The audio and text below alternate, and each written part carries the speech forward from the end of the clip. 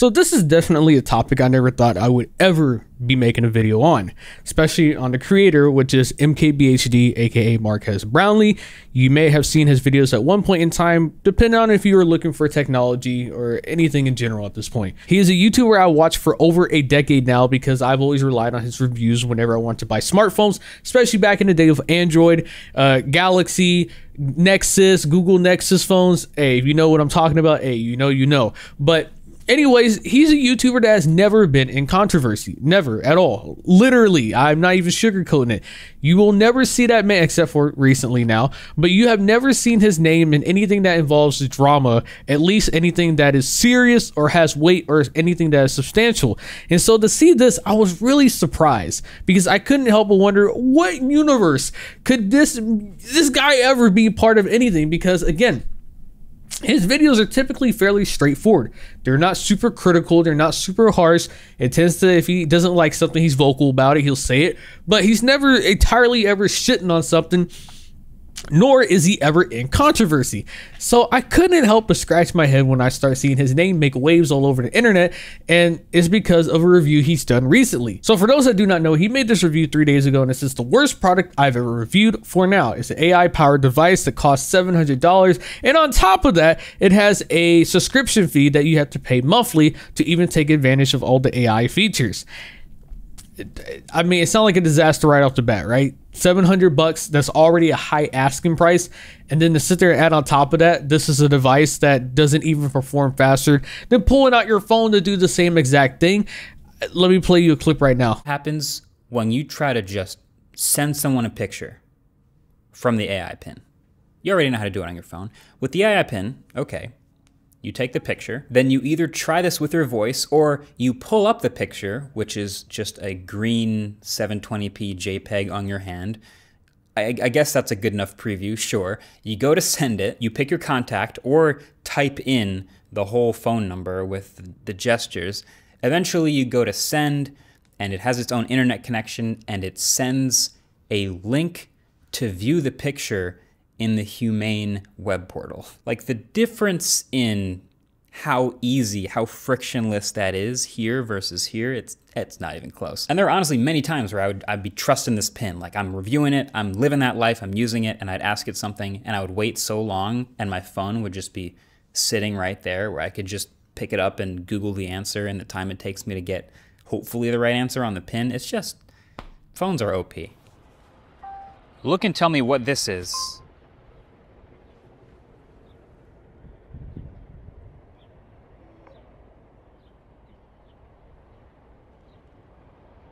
Or I'll just do this, I guess. Ah. It's a Cybertruck. The photo is of a Cybertruck, an electric pickup truck produced by Tesla.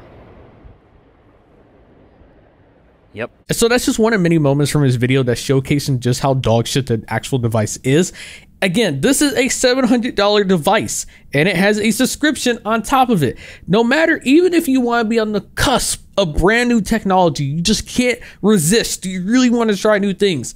$700 is still a lot of money to ask for, and on top of that, to have a subscription on top of that you're going to pay for monthly, that's already insane as it is. So the whole thing, that the reason I'm even making this video is because he got in some hot water, if you will, from some people over his review, because first of all, the way it was titled, which is the worst product I've ever reviewed for now. So then we move over to Twitter, where most of the brain rot exists, and there's actually ever no critical thinking skills or people to actually make sane thoughts or takes.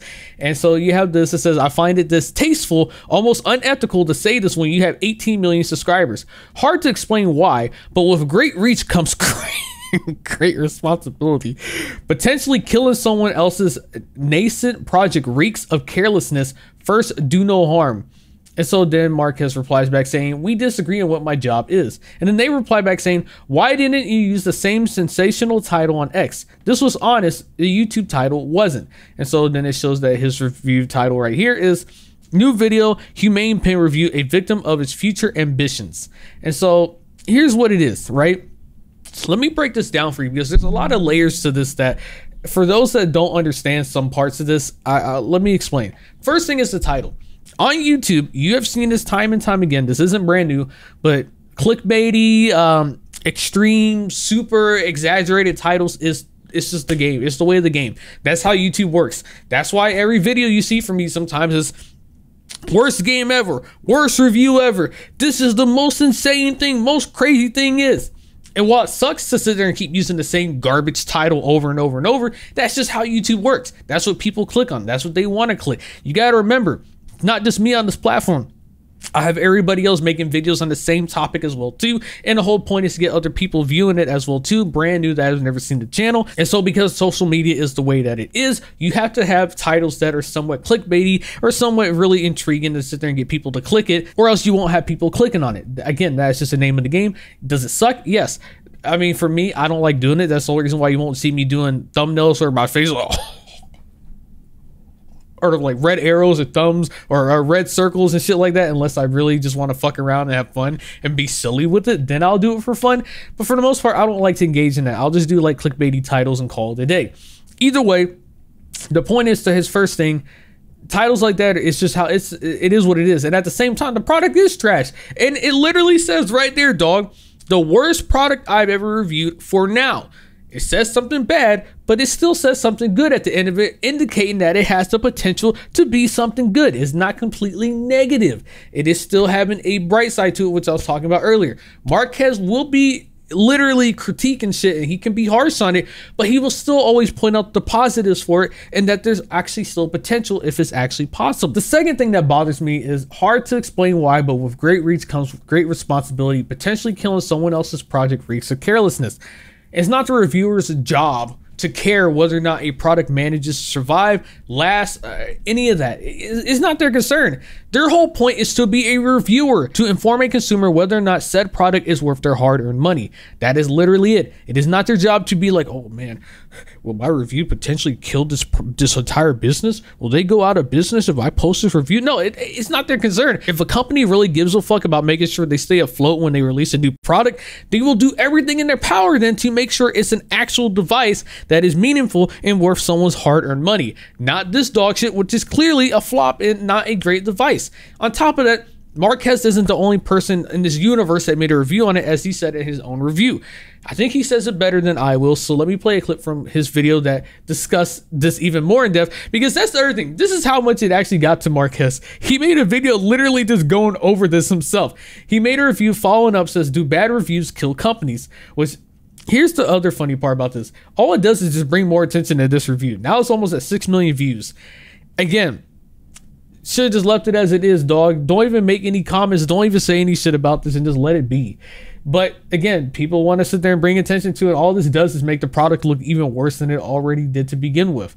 But I'm getting ahead of myself. Let me play part of his video. Just a matter of trying to make an informative, educational, and honest video review. That's my goal. My only goal is to do that. And I don't have any duty to any of the companies whose products I cover. It is only to the people watching the videos. So now, okay, fast forward to, pretty recently, the Humane AI pin comes out.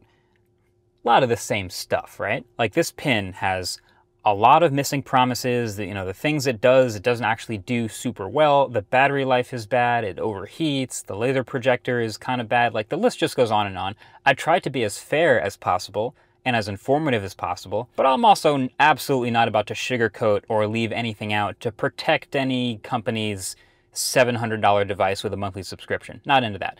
But yet, even still, there are some threads blowing up saying, it's extra bad what I did to this poor company.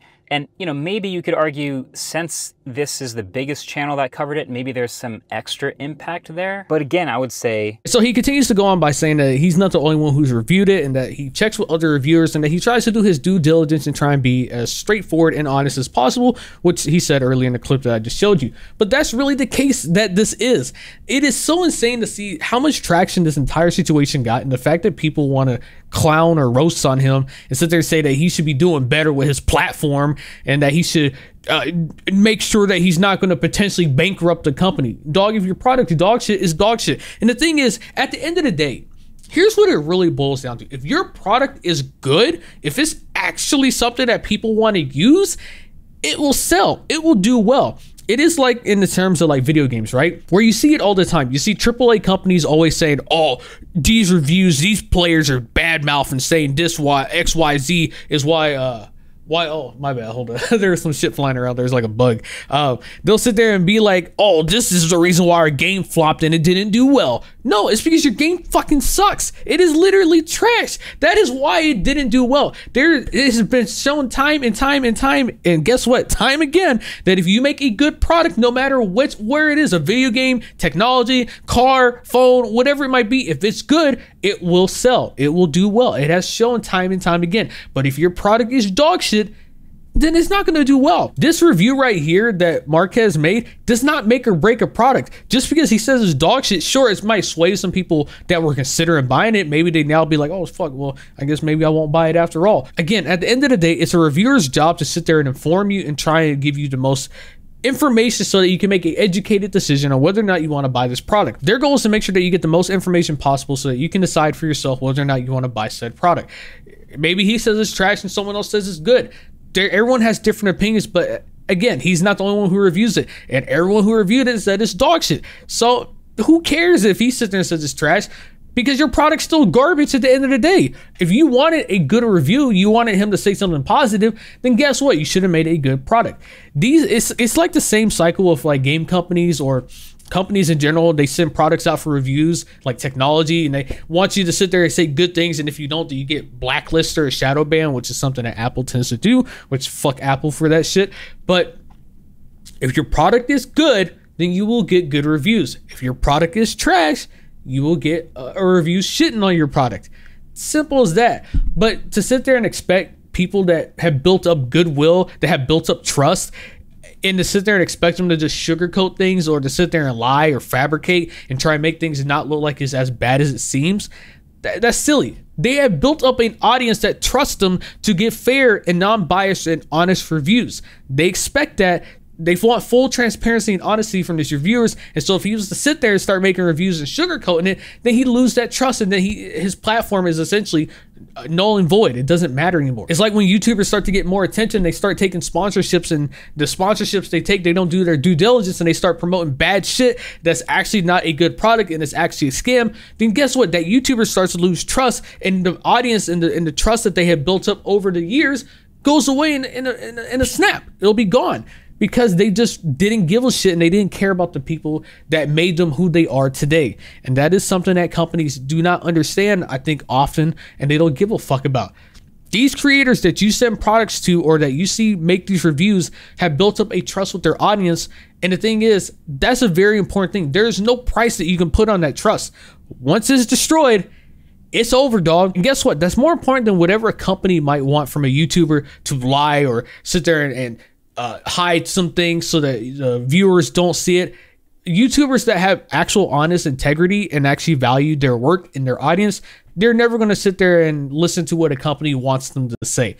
They're going to stay true to their core and have integrity and actually make something that their viewers deserve to see and tell the truth that they need to know. Anyways, I've talked about this long enough. This is just one of those topics that I actually was kind of passionate about because I think that is very important, and I think it's something I've noticed a lot, at least in the gaming realm and sometimes in the technology realm, especially that with certain YouTubers, so that these companies want to try and have their own narrative, and they pretty much try and entice to be like, hey, you want this? You want this product? You want to be an early reviewer on YouTube? You need to say good things about it. All right, if you don't do it, then guess what? You're not going to get products from us no more. And to give a reason behind that as well too, in case you're wondering, is typically on YouTube, the name of the game is to be one of the first ones to get a review out. So you want to get it early. You want to have early access so that when the review embargo is lifted, you can post a review day one the same as everybody else. You have a competing chance to get views, because if you're late to the game and everyone else already has to review out at the beginning, everyone's going to watch those reviews and not yours. And so because of that, that's the whole reason why having a connection with companies is very important, but also at the same time why these companies try and abuse that power and sit there and dangle new technology. Oh, you want to get your review out first, right? You want to be one of the early ones. You want to make sure you're out there, right? Then you need to sit there and do what we say, or else you're not going to be able to get it. You need to wait day one to buy it, just like everybody else. And that's a whole another thing that I'm not going to get into for this video, but I just want to explain that as well too. Anyways, you made this far into the video. Consider giving a like, subscribe to the channel. Leave me a comment below what you think. Have a great day. Yeah.